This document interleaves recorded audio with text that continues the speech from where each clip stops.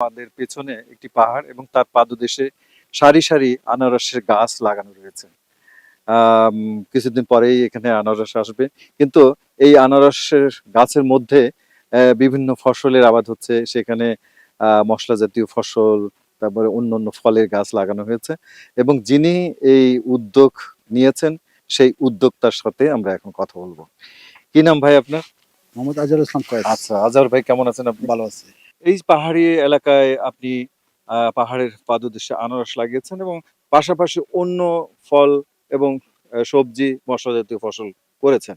এই উদ্যোগটা কিভাবে আপনি নিলেন এবং আপনার মাথায় কিভাবে আসলে একত্রে এতগুলো ফসল করার জন্য? হঠাৎ করে আমার এলাকারই বড় ভাই হুম। রহিব ভাই, মহিব মামু আর উপজেলা অফিসার সুব্রত স্যার একদিন আমাদের ভিজিট করলেন এই জায়গায় আইসা।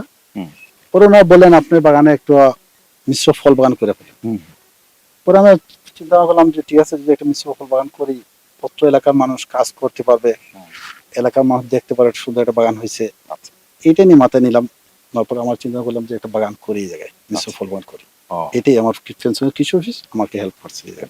তারপরে আমি মালটা লাগাইলাম, এরপরে লেবু লাগাইলাম, আম আছে, আনারস আছে, কাঁঠাল আছে, মিষ্টি আমরা আছে, এগুলো ফল লাগাইলাম আমি প্রথমে।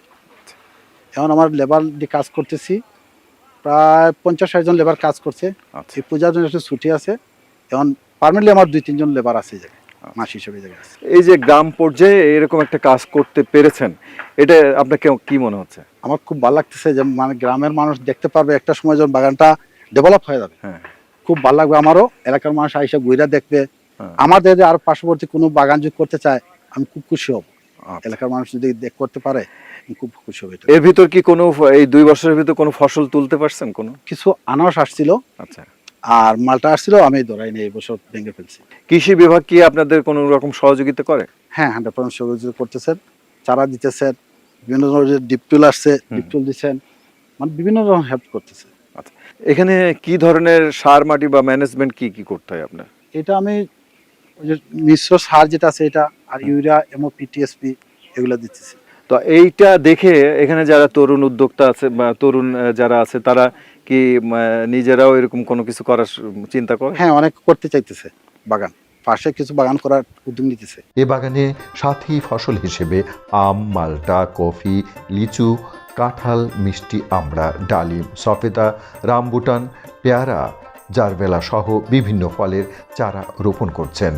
বস্তায় টমেটো এবং আদা চাষ করেছেন, মাটিতে হলুদ লাগিয়েছেন। তার বাগানে প্রতিদিন 10 থেকে 15 জন কৃষি শ্রমিকের কর্মসংস্থান হয়েছে। উপসহকারী কৃষি কর্মকর্তা সবসময় তাকে সহায়তা করে থাকেন।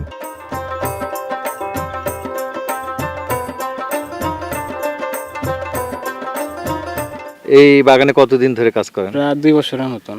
2 বছর ধরে। এমনি কাজটা কি করেন আপনি? ও তো আনারসের বন্টন এইগুলা পরিষ্কার করে খাইতে দেই, মানে সার গোবর যা আছে সবকিছু দেওয়া লাগে।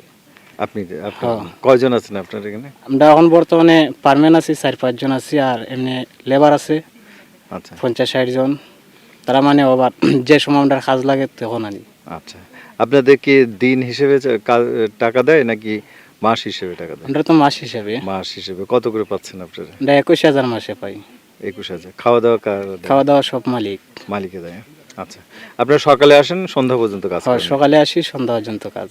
আচ্ছা, বউ ছেলে মেয়ে কি এখানে থাকে না বাড়িতে থাকে? বউ ছেলে মেয়ে এই জায়গাতেই থাকে, মানে কাছাকাছি কাজে না। এখানে কি কি গাছ রয়েছে? আছে আনারস আছে, মালটা আছে, কমলা আছে, মানে অনেক ধরনের গাছ আছে, আম, পেঁপে, এটা সব কিছু আছে। কাজ করতে কেমন লাগে? খুব ভালো লাগে, মানে কৃষি কাজ করতে খুব ভালো লাগে আমার কাছে। আচ্ছা, এই যে আমরা জানি যে অনেকেই আমাদের দেশের শ্রমিকরা বিদেশে চলে যাচ্ছে লক্ষ লক্ষ টাকা খরচ করে, হয়তো বিদেশে যে দেখা যাচ্ছে 50-60 হাজার টাকা হয়তো বেতনও পাচ্ছে, কিন্তু আপনি এই যে 21,000 টাকা বেতন পাচ্ছেন এখানে নিজে বাড়িতে থেকে, বউ ছেলে মেয়ের কাছে থেকে, কোনটা ভালো? ওখানে যেয়ে থাকা ভালো নাকি এখানে? আমার নিজের বাড়িতে থাকা ভালো, মানে বাংলাদেশেও ইনকাম করলাম, আমার বিদেশ যাওয়ার তো দরকার নাই। হ্যাঁ,